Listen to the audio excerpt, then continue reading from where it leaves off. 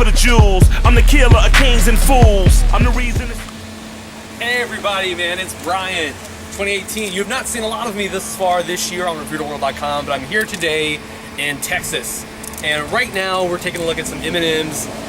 So the last couple of years, M&Ms have been doing these voting campaigns, very topical, where they pit 3 or so different flavors against each other, and people vote in, call, text, email, smoke signal, whatever it might be, to give their vote. Unfortunately, we only have 2 of the 3 bags. We do not have espresso, so I'm sorry that we cannot give our verdict on that. But we're going to kick it off today with the one that I'm probably most excited about, because I like mint stuff, crunchy mint M&Ms. Excellent. This year's theme, that the cohesive thing that ties these and binds them together, is crunchy. Not crispy like the rice type that they do, crunchy M&Ms. We're going to see.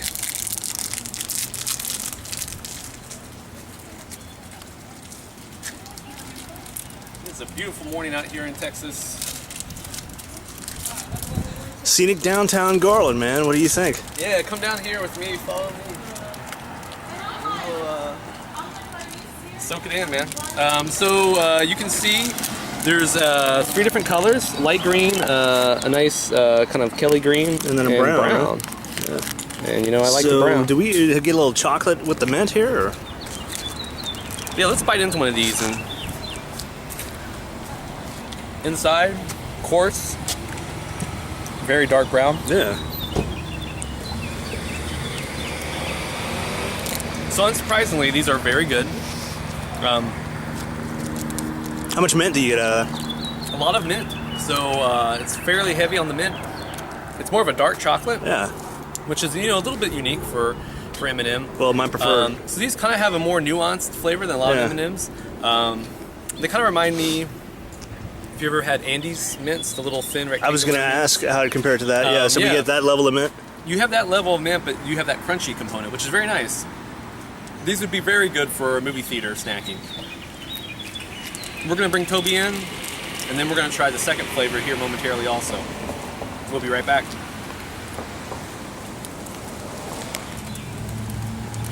All right, so Brian, we're doing the crunchy mint, and so we have 3 different colors, but they're all the same flavor, I'm guessing, right?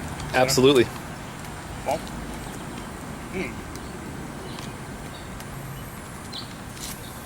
I know what you mean when you're comparing these to Andes mint, because it's almost the exact same flavor, but the crunch is what I really enjoy about that.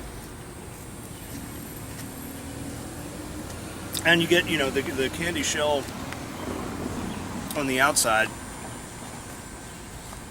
I guess I was expecting still you would have maybe like a secondary layer of crunch and then the soft chocolate, but I think it's crunchy all the way through. I really enjoy these. Very snackable, and definitely a kick up from standard M&Ms.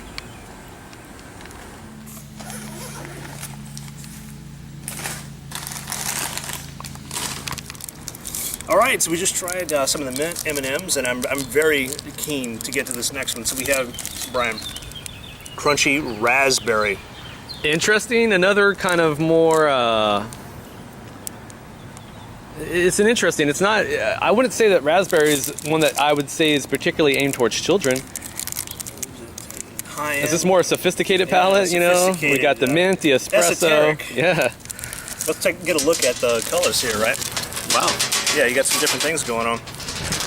So we have the light, I don't know, like a cream color. We have, red for the raspberries, and then we have these dark colors. Yeah, like a ruby red. I don't know, I guess they give the different colors to you for some variation, for some that makes it eye fun. appeal. But what do you get out of that? Do you get Again, we mentioned sophisticated, things. Yeah, I know. To me, they're not kid colors, they're not primaries. They're not bright. It seems like it seems like a high scale dessert. Maybe you're having a raspberry mousse or something at a nice restaurant. Perhaps a Brazilian steakhouse. Hey, Brian, I think you're going to be pleasantly surprised about these.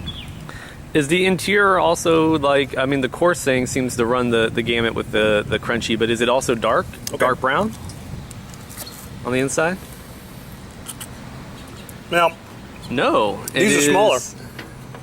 It is a yeah, like a a white. Now with this one, I think the center actually is soft. So you do get the candy shell, you get a layer of crunch, and then you have sort of a soft center that's mysteriously white. Interesting. For some reason. But I gotta tell you, Brian, these are fantastic. And you get a very, very nice raspberry cordial kind of flavor if you've ever had, like, especially around Easter time or maybe even Halloween time. You know, raspberry candies or whatever, where they have like some sort of fruit or something on the inside. Yeah. That's exactly what this tastes like. So I don't know if they're going for more of an adult market, more of a high-scale market for M&Ms, but both of these have been really, really good. Very, very snackable and much, much better than M&Ms. And I think the dark chocolate is one of the things that sort of sets it above. Nice. All right, so definitely M&M's melts in your mouth, not in your hand. Well, I don't know. They might have to rethink that slogan there, Brian. What do you think? All right, so I was a little bit more quizzical, a little bit more curious about this one, and I wasn't so sure if I would be a huge fan, but Toby set the ground work, and he seemed to like it, so here we go. I gotta say, before I even bit into that, if you stuck your nose in this pack, there's a strong raspberry smell, which I was a little surprised by. Usually with the candy coating, you don't get a lot of scent from M&M's. No, I did not, by the way, stick my nose in the bag, so I'm kind of... Yeah. These ones, I don't know if it's the heat. These ones seem to be a little bit more melt in your mouth.